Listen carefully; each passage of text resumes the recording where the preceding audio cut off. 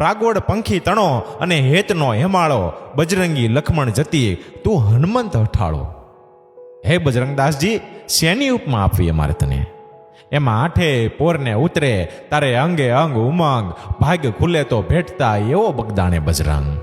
પેરી ટૂંકી પોતડી અર્ધ ઉઘાડું અંગ, આઠે સીધી આંટા દે એવો બગદાણે બજરંગ. થયો નથી અને થાશે નહીં એવો કોઈ નવદૂત, કહેજે સીતારામને કે સોંપે પાસો સપૂત. એવા આપણા બજરંગદાસ બાપલિયા. અને પરચા કહું તો મારો બાવલિયો ખાલી ખીચામાંથી અઢળક નાણું કાઢતો અને બાપા કહેતા કે આજ હાંજનું જમણ તારે અહીંયા કરવાનું, એટલે એને ન્યા જ કરવું પડતું, એ ઘરે ન જઈ શકતા. અને કોઈની ભરી બંદૂકે એમાંથી એ ફૂલડા ઉડાડતા આ બજરંગદાસ બાપા. અને આપણે આજે એવા ઘણા પરચા સાંભળવાના છે, તો આ વિડિયાને છેલ્લે સુધી જરૂર જોજો. બજરંગદાસ બાપાના ઇતિહાસની જો વાત કરવામાં આવે તો બાપા સીતારામનો જન્મ ભાવનગર પાસે આવેલા અધેવાડા ગામમાં થયો હતો. અધેવાડા ગામમાં આવેલા ઝાંઝરિયા હનુમાનજી મંદિરમાં થયો હતો.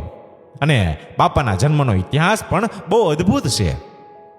1900 સાલમાં અધેવાડા ગામમાં હરિદાસજી અને શિવકુંવરબાનો રામનંદી પરિવાર રહેતો હતો. માતા શિવકુંવરબા જ્યારે પોતાના પિયર જતા એ વખતે તેઓ બળદગાડામાં બેહીને જતા હતા, પરંતુ રસ્તામાં ઝાંઝરિયા હનુમાનજીનું મંદિર આવેલું ત્યાં પહોંચતા જ તેને પ્રસવ પીડા ઉપડી. અને તેથી ત્યાંની આજુબાજુની મહિલાઓ ભેગી મળીને માતાને મંદિરની ઝૂંપડીમાં લઈ ગયા. આ જ સમયે બરોબર આરતીનો સમય હતો અને તે વખતે નગારા અને ઝાલોરના અવાજ સંભળાવા લાગ્યા. અને બરોબર તે જ વખતે બાપા સીતારામનો જન્મ થયો.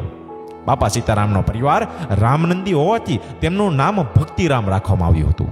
પરંતુ બાપામાં નાનપણથી જ ભક્તિ અને રાષ્ટ્રપ્રેમ હતો. બાપામાં સેવા ભાવનાના ગુણો હતા, સાથે માતા પિતાના સંસ્કાર પણ, અને સાથે ખૂબ જ પ્રભુ ભક્તિ પણ. અને બાપા જ્યારે બાળપણમાં હતા તે વખતની આ વાત. બાપા પથારીમાં સૂતા હતા.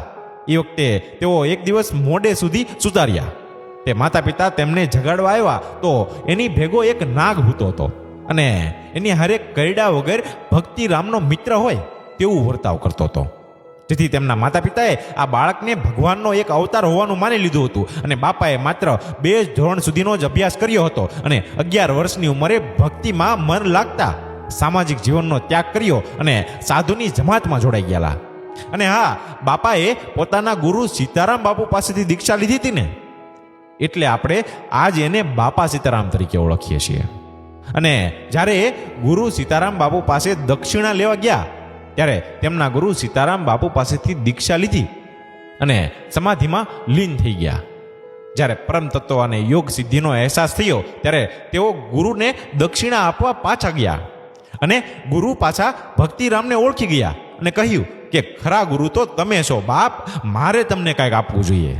ત્યારે તેમની પાસેથી બાપા સીતારામે એવું કંઈક આપવાનું કીધું કે જેના લીધે હંમેશા ભગવાન શ્રી રામનું રટણ થયા કરે. ત્યારે તેમને ગુરુએ બજરંગી શબ્દ આપ્યો અને સાથે કહ્યું કે જાઓ બજરંગી, હવે તમે દુનિયામાં ફરો અને દુખિયારાની સેવા કરો, અને જેથી દુનિયામાં તમને બજરંગદાસ તરીકે ઓળખશે. અને બજરંગદાસ બાપા હંમેશા લોકોને ભગવાન શ્રી રામનું નામ અને હનુમાનજીનું રટણ કરવાની લોકોને સલાહ આપતા. અને આવી જ રીતે તેઓ ફરતા ફરતા સુરતના રસોઈ ગામ, વેજલપુરના હનુમાનજી મંદિરે અને સુરતના અશ્વિની કુમાર જેવી જગ્યાએ રોકાતા. ત્યાંથી બાપુએ સૌરાષ્ટ્ર તરફ પ્રયાણ કર્યું હતું, જેમાં વલભીપુર, ઢસા, પિથલપુર આ બધા ગામોમાં બાપુ રહ્યા હતા. અંતે તેઓ પાલિતાણાના વાળુકડ ગામના હનુમાનજી મંદિરે અને ત્યાંથી કણમોદર અને છેલ્લે તેઓ બગદાણા આવીને બસ ત્યાં જ રોકાઈ ગયા. હવે અને ત્યાં બાપાનો આશ્રમ સ્થપાયો.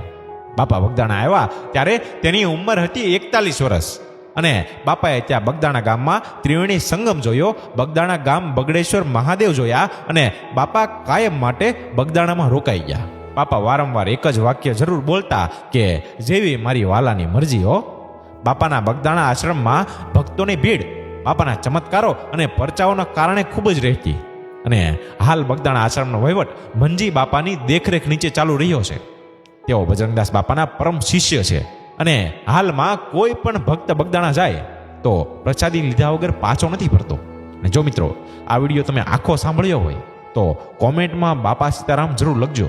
અને અમારો આ વિડીયો તમને ગમ્યો હોય તો વધુમાં વધુ શેર કરી આવા જ નવા સાહિત્યના વિડીયો સાંભળવા માટે અમારી ચેનલને સબસ્ક્રાઈબ અને ફોલો જરૂર કરજો. ધન્યવાદ.